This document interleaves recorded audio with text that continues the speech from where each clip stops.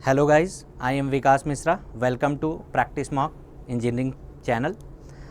आपको जैसा पता होगा कि इसरो में वैकेंसी आई है। सबसे ज़्यादा वैकेंसी मैकेनिकल इंजीनियरिंग की है। तो आज उसी पे बात करते हैं क्या पैटर्न है उसका, क्योंकि पैटर्न चेंज कर दिया गया है। जो ओल्ड पैटर्न था उससे कुछ चीज़ें ऐड कर दी गई हैं, तो जो पूरा पैटर्न ही चेंज कर दिया गया है। तो सबसे पहले अब बात करते हैं इसमें कि ओल्ड पैटर्न में क्या था।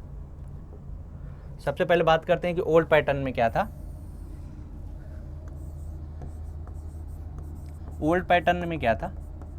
ओल्ड पैटर्न में क्या था? 80 क्वेश्चन थे, वो +3 मार्क्स का था ईच क्वेश्चन, और नेगेटिव मार्किंग उसमें -1 थी, और जो टाइम मिलता था उसमें वो 90 मिनट का था।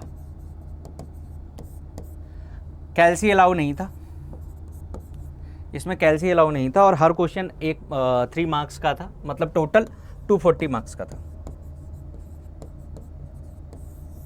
240 मार्क था। ये ओल्ड पैटर्न था। अभी क्या चेंज कर दिए हैं इसमें? न्यू पैटर्न में क्या है?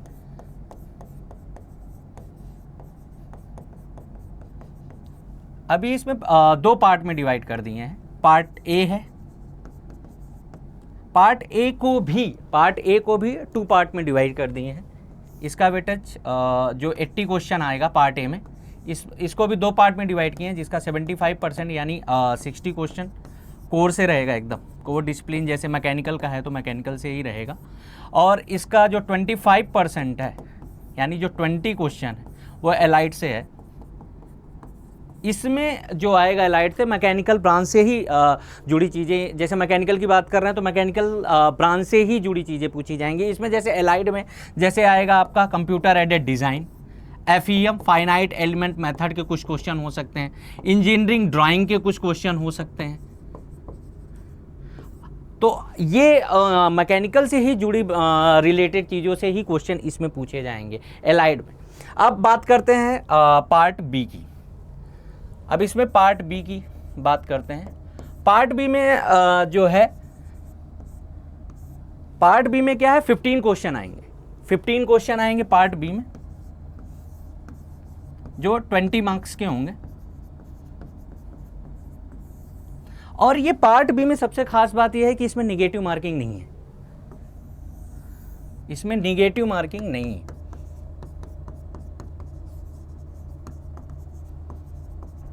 अब इसमें क्या आएगा? पार्ट जो बी है, इसमें क्या आएगा? इसमें रीजनिंग आएगी। इसमें सबसे पहले आता है न्यूमेरिकल रीजनिंग।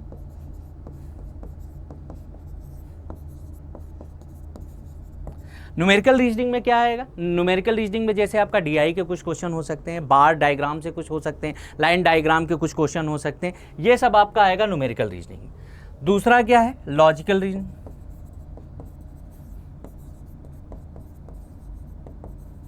लॉजिकल रीजनिंग में क्या आएगा? लॉजिकल रीजनिंग में जैसे नंबर सीरीज के क्वेश्चन आ जाएंगे, अल्फ़ाबेटिकल सीरीज के क्वेश्चन आ जाएंगे, ब्लड रिलेशन के क्वेश्चंस आ जाएंगे। ये सब आपके जो आएंगे, डायरेक्शन के क्वेश्चन आ जाएंगे, वो सब आपका आएगा लॉजिकल रीजनिंग में। थर्ड क्या है? डायग्रामेटिक।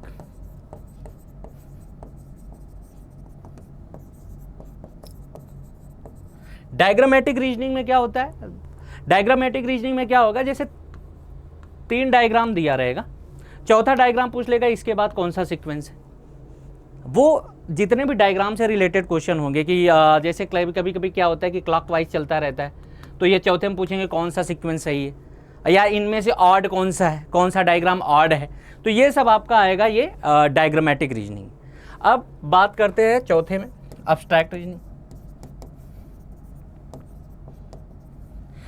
अब्स्ट्रैक्ट रीजनिंग में क्या आएगा आपका? जैसे सिलॉग के क्वेश्चन हो गए, सिलॉग के क्वेश्चन हो गए, डायरेक्शन के क्वेश्चन हो गए, ये सब आपका आएगा अब्स्ट्रैक्ट रीजनिंग। इनकम्प्लीट पैटर्न हो गया आपका, एम्बेडेड फिगर के क्वेश्चन हो गए, मिरर इमेज के क्वेश्चन हो गए, ये सब आपका आएगा अब्स्ट्रैक्ट रीजनिंग में।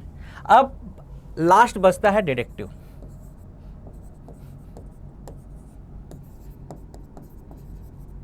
डिडक्टिव रीजनिंग में क्या आएगा? जैसे क्या होता है, एजप्शन और आर्गुमेंट के क्वेश्चन होते हैं, कंक्लूजन पूछा जाएगा, जंक्शन ऑन कंक्लूजन के क्वेश्चन होंगे, वो सब जितने आएंगे वो आएंगे आपके डिडक्टिव रीजनिंग में। आपको ये एक एक चीज़ पता होना चाहिए कि किस में कौन से क्वेश्चन आएंगे। और ये इसमें क्या है, ये जो आपके 20 मार्क्स हैं इसमें निगेटिव मार्किंग नहीं है, तो ये आपके लिए बोनस की बात है कि इसमें निगेटिव मार्किंग नहीं है, तो इस पर आप नंबर ला सकते हो। इजी क्वेश्चन आएंगे, इसमें बहुत ज़्यादा हार्ड नहीं होगा।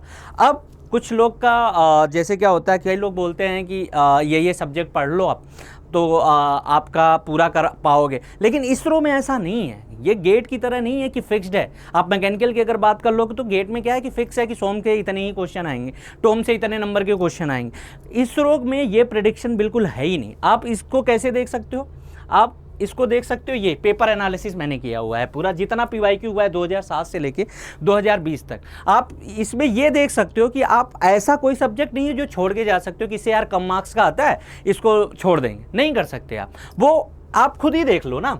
आप इसमें देखो, अगर इंजीनियरिंग मैकेनिक्स की बात करो तो 6 क्वेश्चन आया है, 2016 में 8 क्वेश्चन आया, 20 में 2 क्वेश्चन आया। आप ये देख लो। अभी आप इंजीनियरिंग मैथमेटिक्स देख लो, 2018 में 12 क्वेश्चन आया, इसमें 7 क्वेश्चन आया। आप ये देखो, थ्योरी ऑफ मशीन की देख लो, सबसे बड़ी बात देख लो, 2018 में 1 क्वेश्चन आया। आप ये बोल दो कि 1 क्वेश्चन आया यार, इसको नहीं पढ़ते हैं, टोम छोड़ देते हैं, लेकिन आप देखो 2020 में 12 क्वेश्चन आया हुआ। तो आप जो ये सोच रहे हो ना कि ये कि कुछ सब्जेक्ट हम छोड़ के जा सकते हैं, कुछ छोड़ सकते हैं, नहीं, आपको सारे के सारे सब्जेक्ट पढ़ने पड़ेंगे, क्योंकि इसमें प्रेडिक्शन नहीं कर सकते आप देखो फ्लूइड मैकेनिक्स की बात कर लो। आप फ्लूइड मैकेनिक्स के 2017 में 6 क्वेश्चन आए, 2018 में 16 क्वेश्चन आ गया, अब फिर 2020 में 6 क्वेश्चन आए, कभी 15 में तो देखो आप 14 में तो देखो आपको 23 क्वेश्चन आए। तो इसमें प्रेडिक्शन कर ही नहीं सकते आप कि किस सब्जेक्ट से वो क्वेश्चन ज़्यादा डाल देंगे। आपको हर एक सब्जेक्ट पढ़ना पड़ेगा। प्रोडक्शन आप देख लो, प्रोडक्शन की अगर बात कर लो तो ये देखो 5 क्वेश्चन आया, लेकिन अभी 2020 की बात देखो 19 क्वेश्चन आ गया। और इस प्रोडक्शन में ही मटेरियल साइंस है, मटेरियल साइंस का भी अच्छा खासा वेटेज होता है, कभी कभी वो 7-8 क्वेश्चन पूछ लेते हैं, 11 तक भी गए हैं मटेरियल साइंस में। तो आप ये नहीं सोच सकते कि हम मटेरियल साइंस छोड़ दें और सिर्फ प्रोडक्शन पढ़ लें। आपको हर एक सब्जेक्ट को पढ़ना पड़ेगा, आप कोई भी सब्जेक्ट को छोड़ नहीं सकते।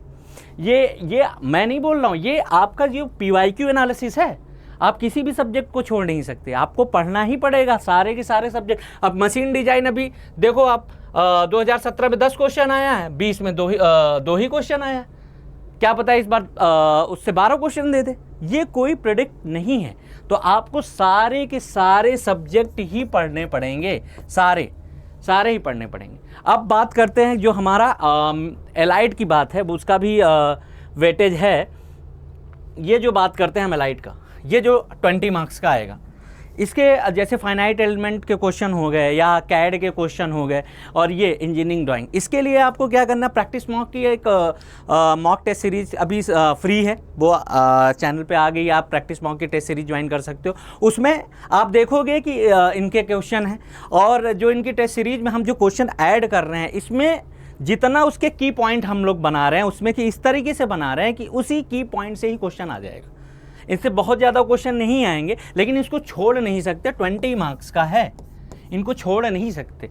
वो आप क्या करोगे, आप जब जैसे प्रैक्टिस मॉक में आप टेस्ट दोगे ना, तो उसमें वो की पॉइंट हर एक से क्वेश्चन लिया है। इंजीनियरिंग ड्राइंग हो, चाहे FEM हो, चाहे कैड का हो।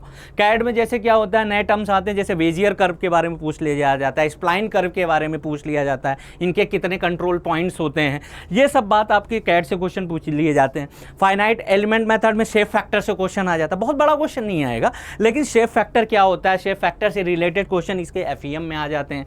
अब बात करते हैं इंजीनियरिंग ड्राइंग, सबने पढ़ा होता है फर्स्ट ईयर में, इंजीनियरिंग ड्राइंग के क्वेश्चन, बेसिक क्वेश्चन प्रोजेक्शन पे पूछ लिया जाता है। तो ये भी इनको आप निगलेक्ट नहीं कर सकते, इस पे भी आपको फोकस करना पड़ेगा। और सबसे बेस्ट पार्ट, आप जब प्रैक्टिस मॉक की टेस्ट सीरीज, आप मॉक फ्री है, और अभी PYQ भी एक फ्री दे रखा है, आप उस पर जाके देखोगे, इन सब पार्ट के क्वेश्चन ऐड किए हुए हैं, और उसमें जो की पॉइंट्स हैं ना, आपको उतना ही पढ़ना है, उस की पॉइंट से ही आपका काम इनफ हो जाएगा। की पॉइंट जितने क्वेश्चन इससे रिलेटेड आएंगे वो आपको उतना ही पढ़ना है। बाकी आपको ये ध्यान रखना है कि कोई भी सब्जेक्ट आपको छोड़ना नहीं है। आपको कोई अगर ये बता रहा है कि ये सब्जेक्ट पढ़ो, आप वो सब्जेक्ट छोड़ दो, आप, लेकिन नहीं, ऐसा नहीं कर सकते। आपके सामने है कि आप कोई भी सब्जेक्ट छोड़ नहीं सकते। आपको वो क्या प्रेडिक्ट करेगा, जो क्वेश्चन अभी 2016-17 में 2 या 3 पूछा, वो 11 कर देगा 2023 में। तो आप कोई भी इन सारे सब्जेक्टों को आपको, मैकेनिकल इंजीनियरिंग की बात कर रहा हूँ, सारे सब्जेक्टों को आपको पढ़ना है। ये पेपर एनालिसिस है, ये मैं नहीं बोल रहा, ये पेपर एनालिसिस हुआ है कि आप खुद देखो ना, कभी 0 क्वेश्चन आया हुआ, उससे पहले देखो 8 क्वेश्चन भी पूछ लिया गया है इंजीनियरिंग मैकेनिक्स में। सोम का भी यही हाल है, देखो 9 क्वेश्चन उससे 2017 में आया, 2018 में 20 क्वेश्चन है। तो इन सब चीज़ों को आपको ध्यान रखना है कि आपको इसमें कोई भी सब्जेक्ट आप नहीं छोड़ सकते, सारे के सारे सब्जेक्ट आपको पढ़ने ही पड़ेंगे। आपको अगर कोई ये राय दे रहा है तो आप कुछ नहीं देखो, आप मेरी भी बात मत मानो, किसी की नहीं मानो, आप पीवाईक्यू एनालिसिस करो ना। सबसे पहले आप पीवाईक्यू एनालिसिस कर लो कि क्या प्रेडिक्शन है उसका। ये क्वेश्चन मैंने नहीं लिखे अपने से, ये पीवाईक्यू एनालिसिस है। तो आपको ये ध्यान रखना है कि आपको सारे के सारे सब्जेक्ट पढ़ने पड़ेंगे। तो इसके लिए आप प्रैक्टिस मॉक की जो टेस्ट सीरीज़ है आप देख लो, उसमें एक मॉक फ्री दे रखा हुआ है, एक पीवाईक्यू दे रखा है। आप उससे जाके अपनी तैयारी भी एनालिसिस कर सकते हो, आप किस जगह पे हो अभी और आपको कितना पढ़ना पड़ेगा। और ये जो बात कर रहा हूँ ना मैं इसकी, ये जो सिलेबस की अगर हम बात करें और इसमें जो न्यू पैटर्न है, ये जो अपना टाइम इसमें मिल रहा है ना, वो 120 मिनट का है, 2 घंटे का। तो इसमें ये चीज़ आपको सारी ध्यान रखना। सबसे पहले तो आप पैटर्न जानते रहो कि किस टाइप के क्वेश्चन क्या है, क्या कितना समय है। कैलसी इसमें भी अलाउ नहीं है, ऑफलाइन ही होगा, ये भी ऑफलाइन ही होगा, पेपर बेस्ड टेस्ट होगा। पीबीटी सीबीटी नहीं है इसमें, पेपर बेस्ड टेस्ट होगा, ये ऑफलाइन ही होगा। तो इस चीज़ को आप ध्यान रखो। और आप टेस्ट सीरीज़ 2 प्रैक्टिस मॉक पे फ्री दे रखी है, आप वहाँ से अंदाज़ा लगेगा कि ये जो पार्ट है आपको कैसे तैयार करना है, क्या क्या उसमें पढ़ना है। तो ये हमारा जो प्रैक्टिस मॉक की जब आप सब्सक्राइब कर लो, आपको नए जितने भी एग्ज़ाम आएगी उसकी भी जानकारी मिलेगी। और इसी पे भी अभी प्रिपरेशन स्ट्रेटजी के भी बारे में बताएंगे कि इन सब सब्जेक्टों को कैसे तैयार करना है। तो जुड़े रहिए प्रैक्टिस मॉक से और सब्सक्राइब करिए, आपको नई जानकारियाँ इससे मिलेगी। Thank you.